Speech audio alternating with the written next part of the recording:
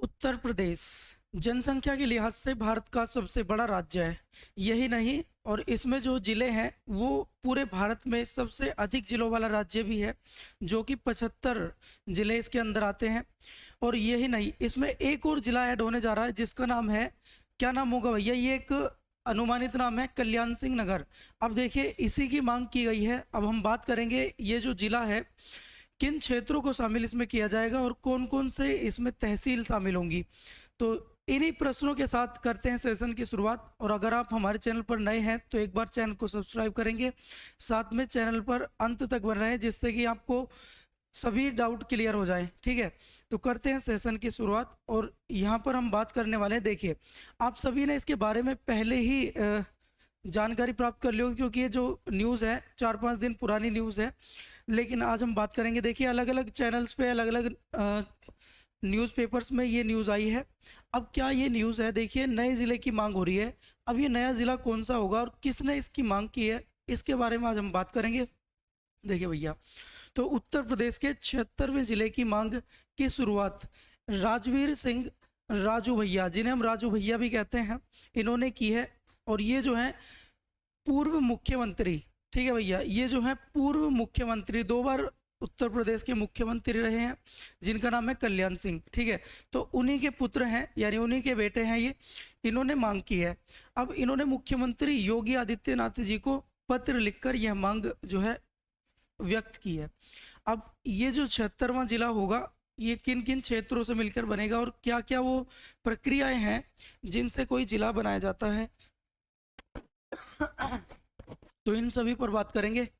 देखिए भैया, किन 2 क्षेत्रों से मिलकर ये बनेगा जिला, नया नाम जिसका होगा कल्याण सिंह नगर। तो देखिए भैया, इसमें कौन कौन से शामिल होंगे। वर्तमान में जो मौजूद अलीगढ़ की अतरौली व गंगीरी तहसील, तो ये वो क्षेत्र हैं जहाँ से इन जिलों में मतलब इस जिले में शामिल होंगे क्षेत्र।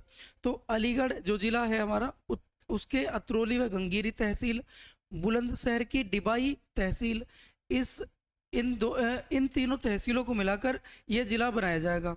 इसके लिए दोनों जिलों के जिलाधिकारियों को सीमांकन के लिए पत्र भेज दिया गया है, यानी जो सीमाएं हैं जो तय होनी है कि इस जिले की सीमाएं कौन कौन सी होंगी, तो उन दोनों जिलों के जिलाधिकारियों को भेजा गया है इसके लिए पत्र।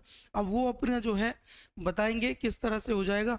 तो यहाँ पर आप देख रहे होंगे, क्या नाम है इसका, अलीगढ़। देखो भैया, यहाँ पर आपको ये अलीगढ़ दिख रहा है और इसी के ऊपर दिख रहा है बुलंदशहर। तो इसका जो क्षेत्र होने वाला है वो इन दोनों को मिला करके यहाँ से कुछ इस तरह से क्षेत्र होगा यहाँ पर। ठीक है, तो अलीगढ़ और बुलंदशहर की जो तहसील हैं, 3 तहसील इसमें शामिल होंगी। अब बात कर लेते हैं भैया आगे, आगे क्या होगा, किस तरह से ये जो नया जिला है बनता है और नए जिले के बनने में क्या क्या प्रावधान है, किसको शक्ति प्राप्त है, अब इसके बारे में बात कर लेते हैं। देखिए, तो कैसे बनता है नया जिला। तो राज्य में नया जिला बनाने की जो शक्ति है वो राज्य के पास होती है।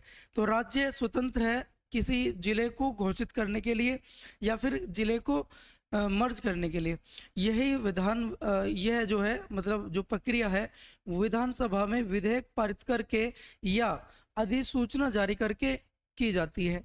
अब वो कौन कौन से चरण है देख लेते हैं। देखो, यह स्टेप 1, सबसे पहले क्या होता है, यहाँ पर स्थानीय मांग या राजनीतिक प्रस्ताव किया जाता है, यानी स्थानीय मांग, जैसे कि अभी यहाँ पर जो राजू भैया हैं इन्होंने मांग की है, तो इसी तरह से ये मांग की जाती है।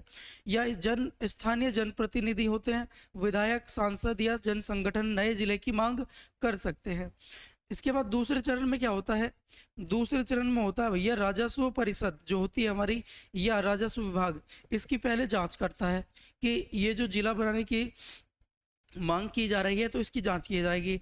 तो संबंधित राजस्व परिषद जो बोर्ड ऑफ रेवेन्यू है या राजस्व विभाग जिलों से रिपोर्ट मांगता है।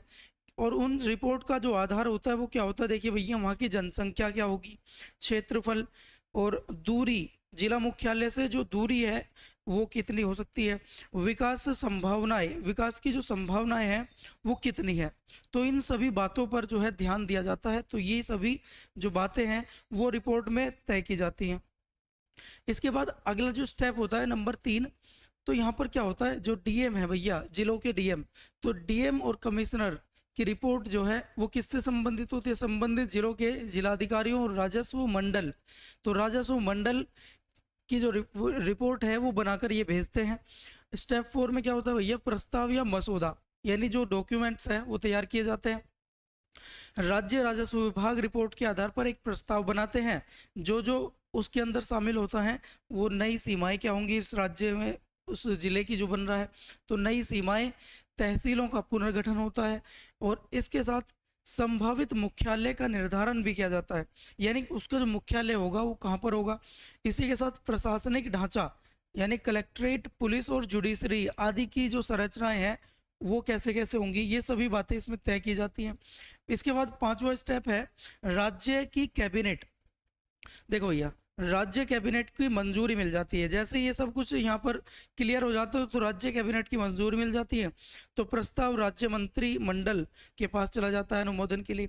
कैबिनेट मंजूरी के बाद इसको अपने गैजेट यानी राजपत्र में जारी कर दिया जाता है। तो राजपत्र में जो नोटिफिकेशन है, गैजेट, जो गजट कहते हैं इसको, राजपत्र को, इसके अंदर नोटिफिकेशन निकाल दिया जाता है। अब ये राजपत्र में अधिसूचना, यानी राजपत्र अधिसूचना बोले तो गजट नोटिफिकेशन में क्या होता है, नई जिला सीमा की अधिसूचना राज्य में प्रकाशित की जाती है। क्या की जाती है भैया? नई जो अधिसूचना है वो प्रकाशित की जाती है। अधिसूचना के दिनांक से ही जिला कानूनी रूप से अस्तित्व में आ जाता है, यानी जैसे ही राजपत्र में ये सूचना प्रकाशित होगी तो जिला अस्तित्व में आ जाएगा। अब इसके बाद स्टेप 4 क्या होगा भैया? स्टेप 4 कुछ नहीं है, बस इसका जिले का कार्यान्वयन यानी ऑपरेशनल हो जाएगा। जिला कलेक्टर और एसपी अन्य कार्यकारी जो कार्यालय हैं वो स्थापना हो जाती है उनकी। राजस्व, पुलिस, न्यायिक सीमाओं का पुनर्गठन हो जाता है। बजट आवंटन और अवसंरचना यदि इंफ्रास्ट्रक्चर्स की जो प्रक्रियाएं हैं वो भी शुरू हो जाती है। तो भैया इस तरह से कोई भी जिला जो है बनाया जाता है।